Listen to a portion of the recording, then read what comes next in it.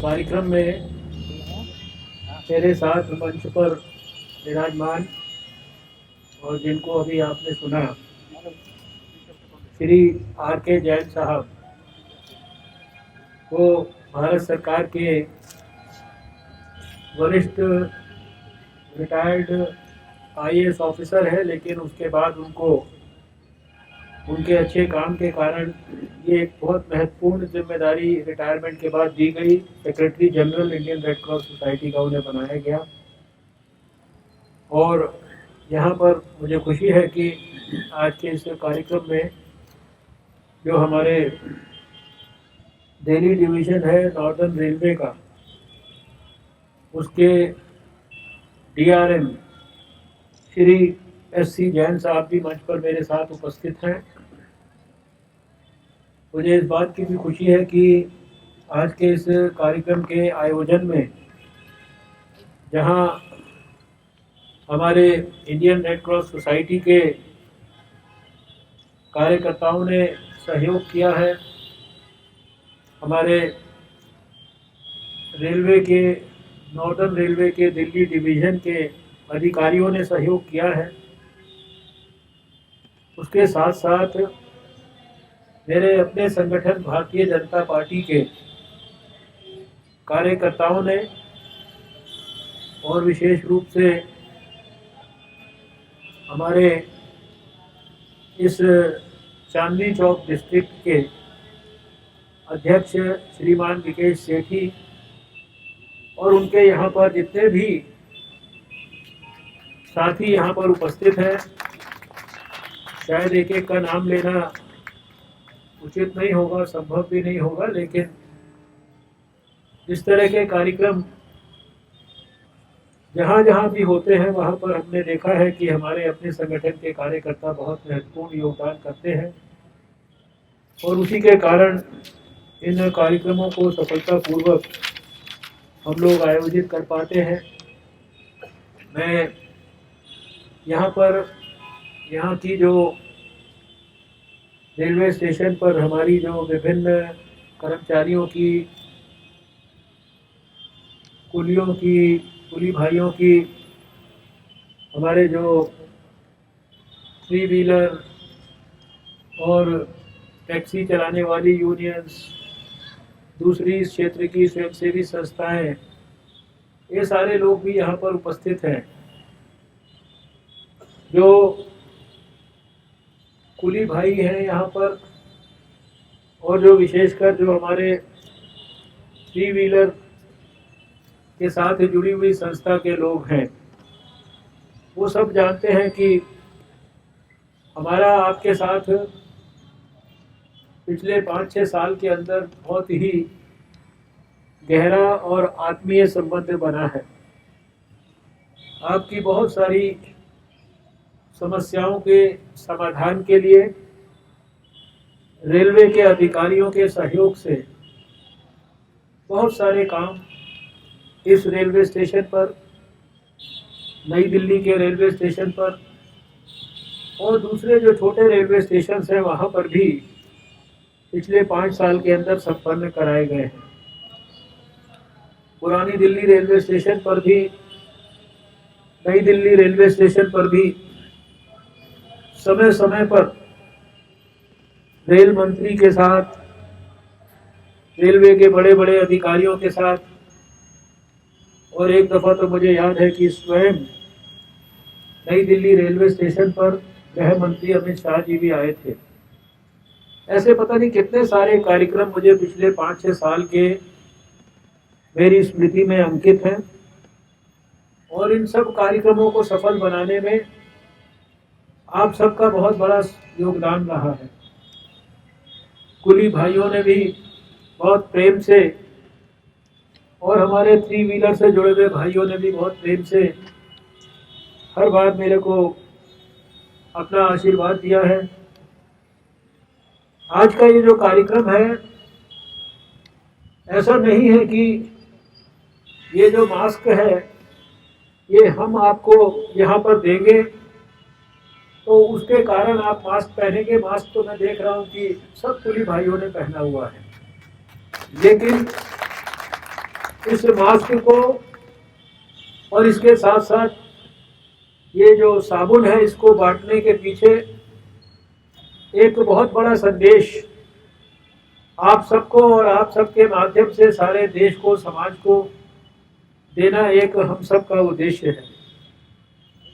लगातार आप देख रहे हैं कि तब से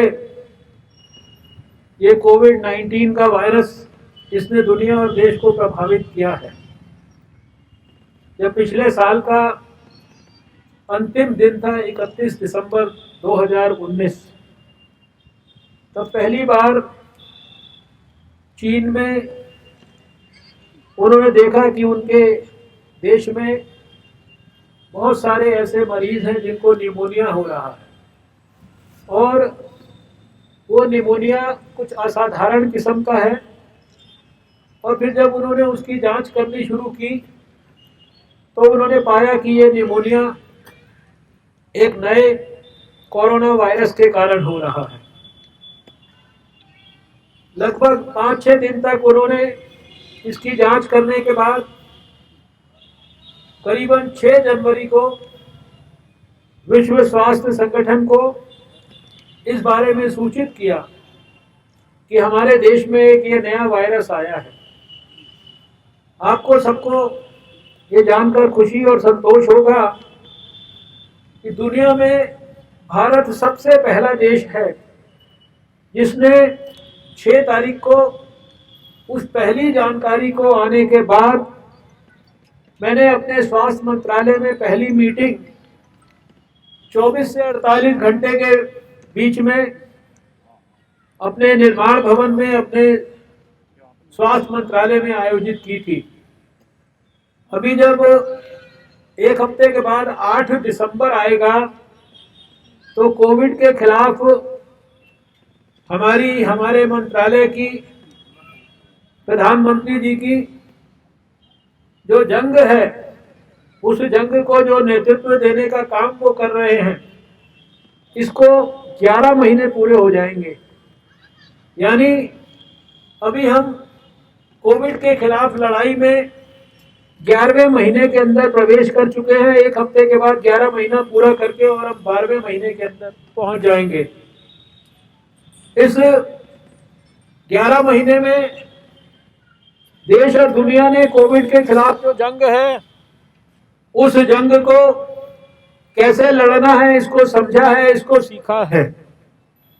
आप सब जानते हैं कि पहले दिन से लेकर आज तक हम लोगों ने, क्योंकि कोविड के खिलाफ जो लड़ाई है उसमें सबसे महत्वपूर्ण बात कोविड से अपने आप को कैसे बचाना और अपने साथ साथ दूसरे लोगों को भी कैसे सुरक्षित रखना, ये सबसे महत्वपूर्ण है।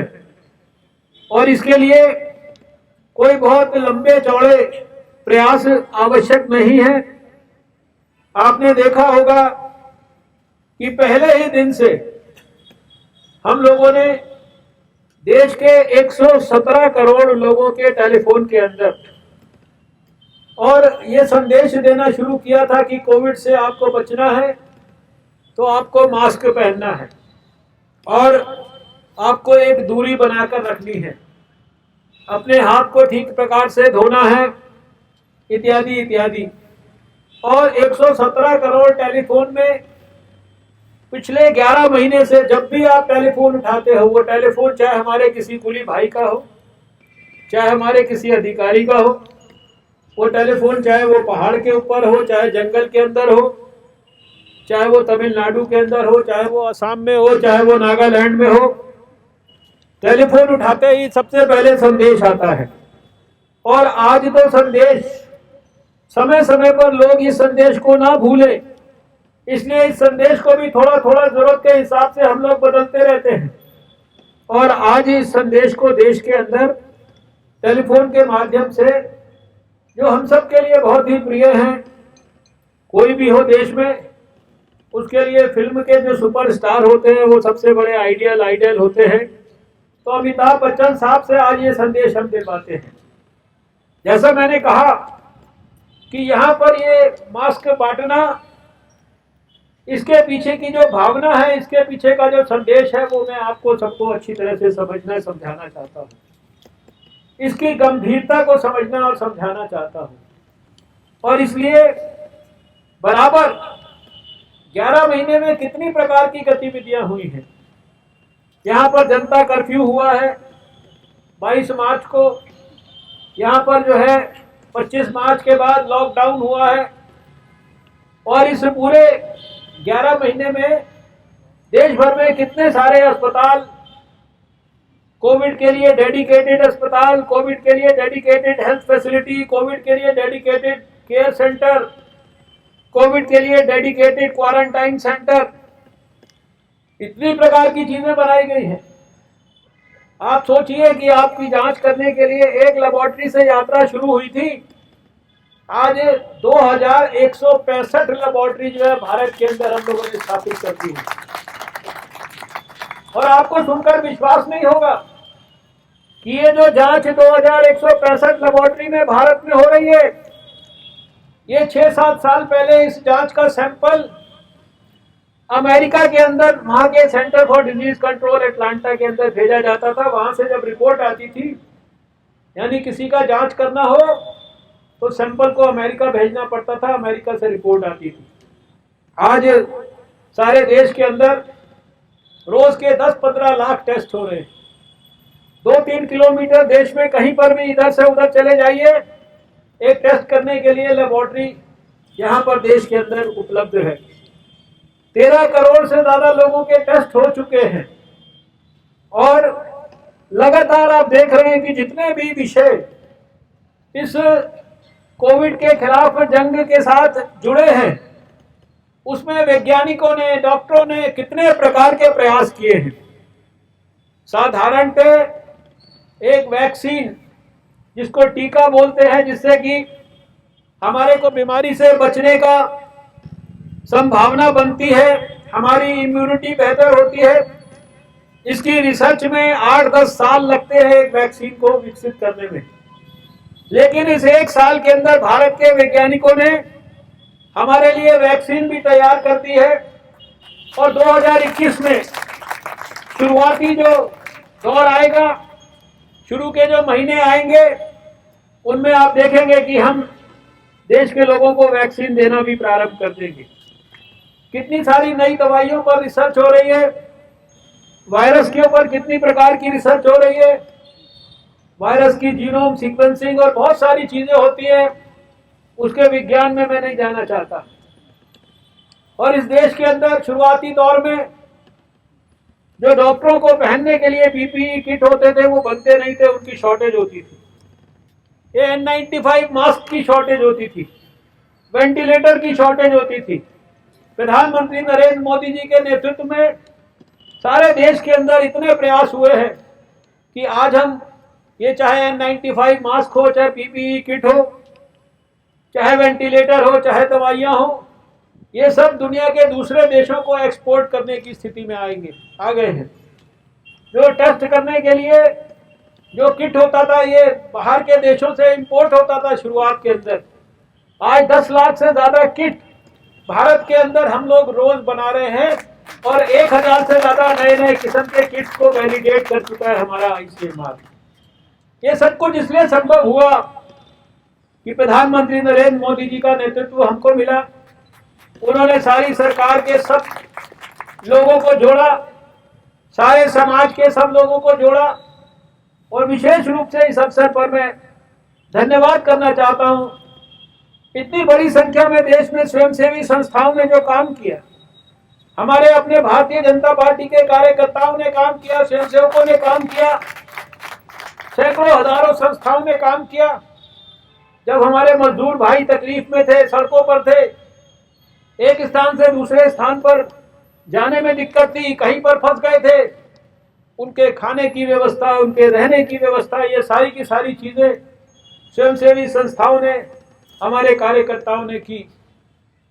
एक समय था जब 150 दुनिया के देशों को हम, जो हाइड्रोक्सी क्लोरोक्वीन दवाई है, उसको जो है दुनिया के 150 देशों को हम भेज रहे थे। ये भारत की योग्यता, ये भारत की क्षमता का एक प्रकार से प्रतीकात्मक परिचय है। और अब जब हम कोविड के खिलाफ जंग लड़ते लड़ते 11 महीने में पहुंच गए हैं, तो एक बात बिल्कुल स्पष्ट हो गई है कि कोविड के खिलाफ लड़ाई जीतने के लिए सबसे जो बड़ा हथियार है, मेरी बात को ध्यान में रखिएगा, सुनिएगा।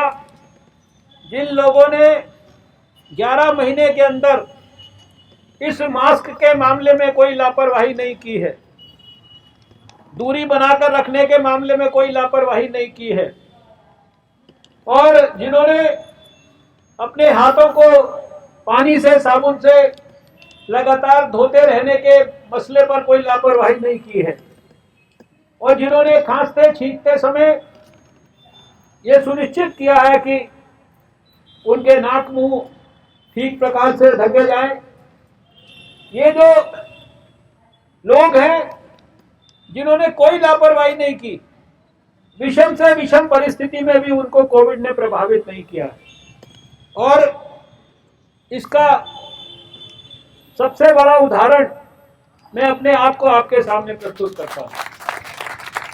चाहे जितनी मर्जी जैसी मर्जी परिस्थिति हो, मैंने इस मास्क को नहीं उतारा, और हमने लोगों को कहा है कि आपको घर में खाना खाते समय पे भी अगर खाना खाना है, अकेले एक कोने में बैठ के खाना खाइए, क्योंकि खाना खाते समय अगर डाइनिंग टेबल पे 5 आदमी मास्क उतार कर इकट्ठे खाना खाएंगे, एक को भी इन्फेक्शन है तो बाकी सारे लोगों को दे देंगे।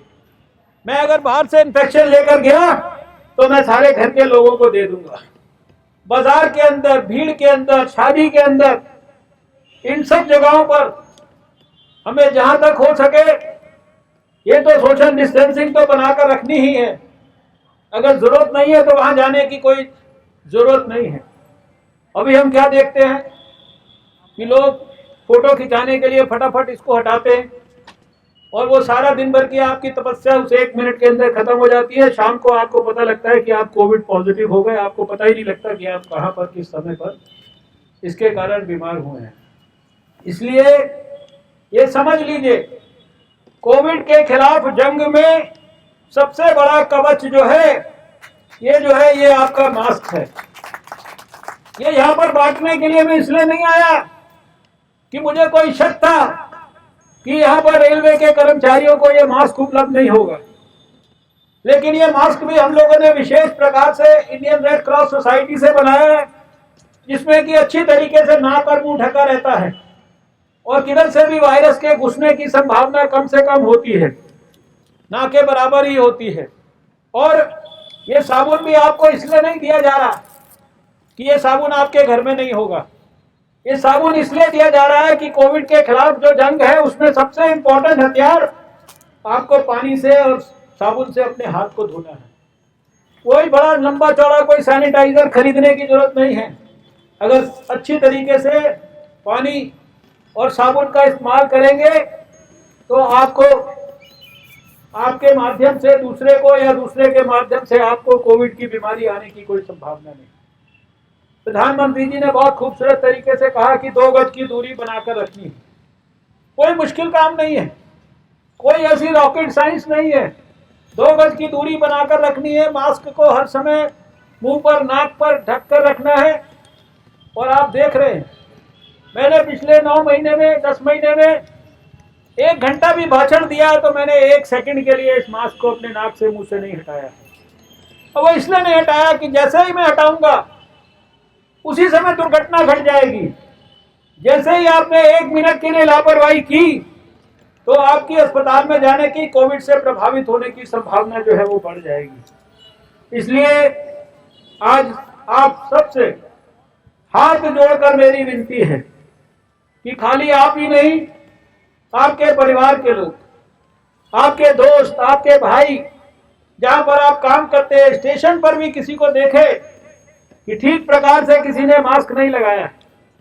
आप देखते हैं कि कोई यहाँ पर पैसेंजर आता है, गाड़ी से उतरता है, मास्क ठीक से नहीं लगाया।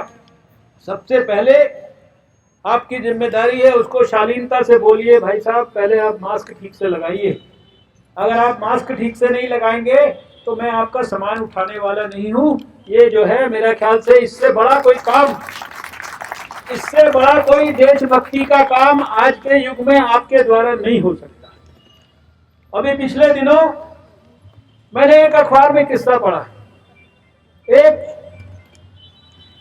उबर के ड्राइवर को जिसने मास्क लगाया हुआ था, उसके किसी पैसेंजर के पास गाड़ी पहुंची और पैसेंजर ने मास्क नहीं लगाया हुआ था। उसने कहा भाई साहब आप मास्क लगा लीजिए। पैसेंजर ने लड़ाई झगड़ा करना शुरू कर दिया। पैसेंजर ने कहा मैं तुम्हारी शिकायत करूंगा, मैं तुम्हारी कंप्लेंट करूंगा, मैं तुम्हारी एफआईआर करूंगा। उसने कहा मुझे किसी एफआईआर की परवाह नहीं है और मैं 1000-2000 रुपये मान लो रोज कमाता हूं, मुझे उस 1000-2000 रुपये की भी परवाह नहीं है, लेकिन जो मेरा कर्तव्य है देश के लिए, समाज के लिए, उस कर्तव्य को निभाने के अंदर मैं कोई कमी नहीं छोड़ सकता। और यही व्यवहार देश के आम आदमी ने किया है। जो तकलीफ में थे पिछले 11 महीने में, उनको कोई ऐसा नहीं कि कोई बहुत बड़े बड़े लोगों ने आकर मदद की है। उनको समाज के साधारण लोगों ने, साधारण स्वयंसेवी संस्थाओं ने, आम आदमी ने, कॉमन मैन ने उनकी सहायता के लिए योजना बनाकर अपने आप से काम करना शुरू कर दिया। हम लोग इंडियन रेड क्रॉस सोसाइटी के माध्यम से खाली यही काम नहीं कर रहे हैं इस समय, और भी बहुत सारे, कोई ब्लैंकेट बांटने का काम हो। अभी पिछले समय के अंदर रक्त की कमी हो रही थी, हम लोगों ने योजना बनाकर ये कहा कि कोई भी व्यक्ति अपना रक्त दान करना चाहता है, हमारी रेड क्रॉस की गाड़ी उसके घर में जाती है, उसके घर में उसका रक्तदान डोनेशन लेकर जो है उसको वापस लाती है। बहुत सारी और इस तरह की कितनी सारी चीजें, कितनी योजनाएं पिछले समय के अंदर हमारी संस्था के जो सबसे बड़े अधिकारी हैं, जो हमारे सबसे बड़े नेतृत्व करता है, वो भारत के राष्ट्रपति हैं। कितनी सारी उन्होंने गाड़ियां सामान की जो लोगों को मदद करने के लिए हो सकती है ऐसी विषम परिस्थिति में, उनको फ्लैग ऑफ किया राष्ट्रपति भवन से। ऐसे बहुत सारे कार्यक्रमों की मैं चर्चा कर सकता हूं, लेकिन आज सिर्फ आपसे यही कहने आया हूं कि कृपया करके इस मास्क को मत छोड़िए, ठीक प्रकार से इसको इस्तेमाल करिए। नाक को और अपने मुंह को हर समय इससे ढक कर रखिए। बोलते समय, बात करते समय भी इस मास्क को नहीं हटाइए। फोटो खिंचाते समय भी इस मास्क को नहीं हटाइए। और घर के अंदर खाना खाने के समय जब उतारते हैं मास्क, तो अकेले बैठ के खाना खाइए, 4 लोगों के साथ मिलकर खाना मत खाइए। यहाँ पर भी आप अगर ऐसी व्यवस्था है तो इस बातों की चिंता कर लीजिए। दूसरे आदमी से 2 गज की दूरी बना के रखिए। दिन में 2 बार 4 बार जब मौका लगता है, खासकर अनजान जगहों पर बार बार हाथ लगाना पड़ता है। कुली भाइयों को हमारे सामान को उठाना पड़ता है, तो कोई हर्ज नहीं है, सामान को रख के आए, वापसी में नल लगा हुआ है, उसके अंदर थोड़ा सा साबुन से पानी से हाथ धो लिया।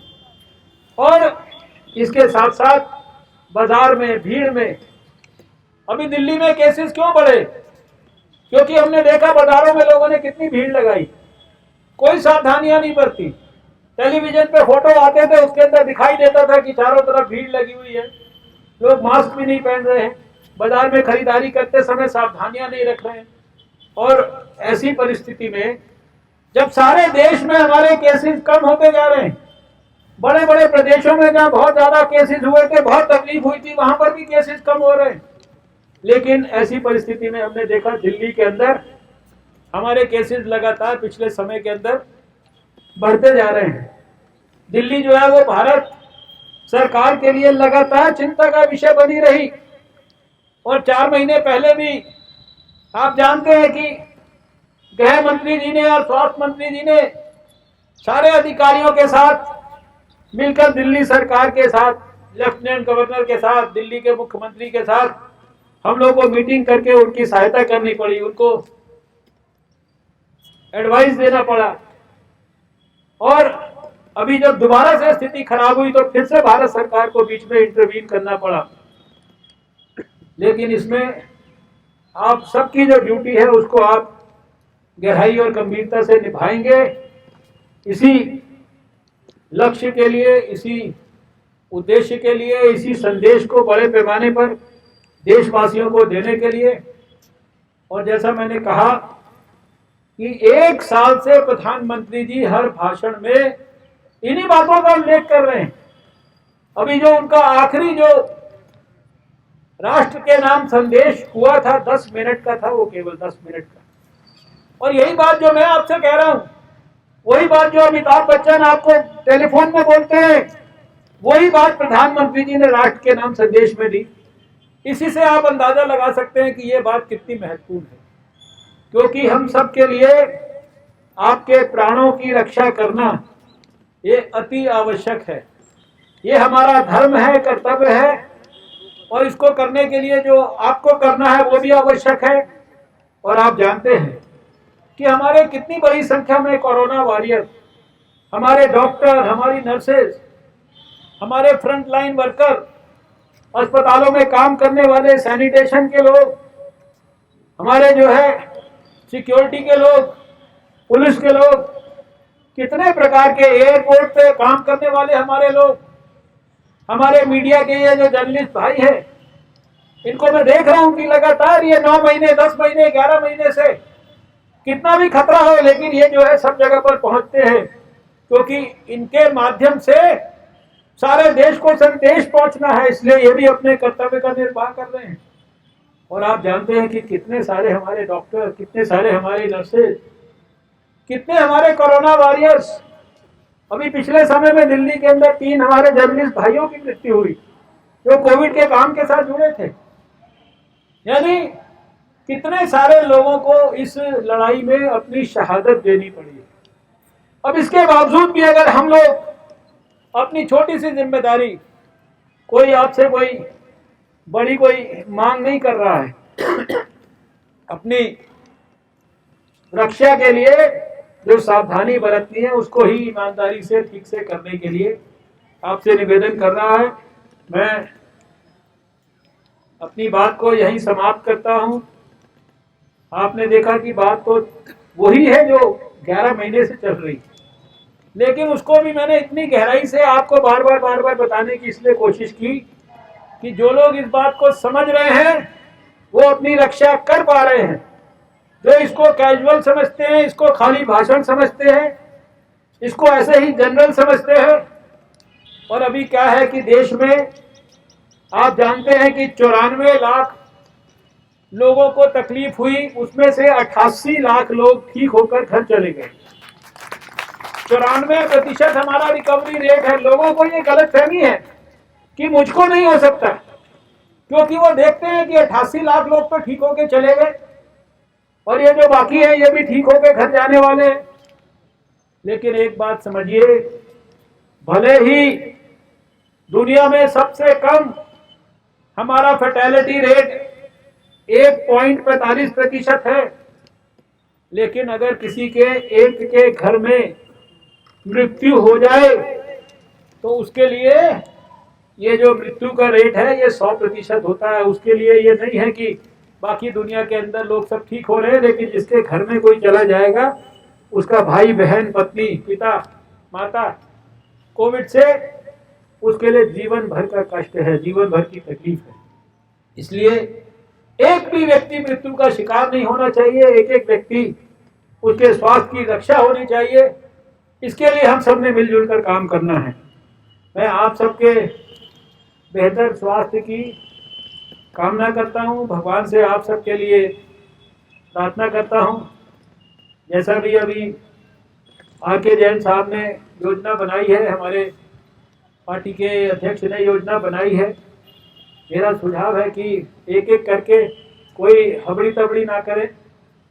जितनी देर आप चाहेंगे उतनी देर मैं यहाँ रहूँगा, लेकिन जो अभी इतनी देर भाषण दिया है, 2 गज की दूरी ये है बहुत ज़रूरी, मास्क भी है ज़रूरी।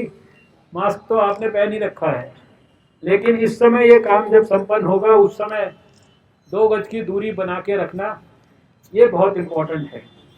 तो भगवान से आप सबके स्वास्थ्य की कामना करते हुए अपनी बात मैं यहाँ समाप्त करता हूँ। RK जैन साहब को धन्यवाद करते हैं कि उन्होंने ये कार्यक्रम यहाँ पर आयोजित किया। पिछले दिनों ये कार्यक्रम इसी तरह का हम लोगों ने वहाँ पर मंडी में आयोजित किया था और वहाँ पर भी बड़ी संख्या में लोगों को मास्क इत्यादि बांटे गए थे और भी सारे देश भर में तरह तरह के कार्यक्रम इसके आयोजित किए गए हैं। उसी श्रृंखला में आज का ये कार्यक्रम है। बहुत बहुत आपका धन्यवाद, आपने धैर्यपूर्वक मेरी बात सुनी है। नमस्कार, जय हिंद, भारत माता की जय।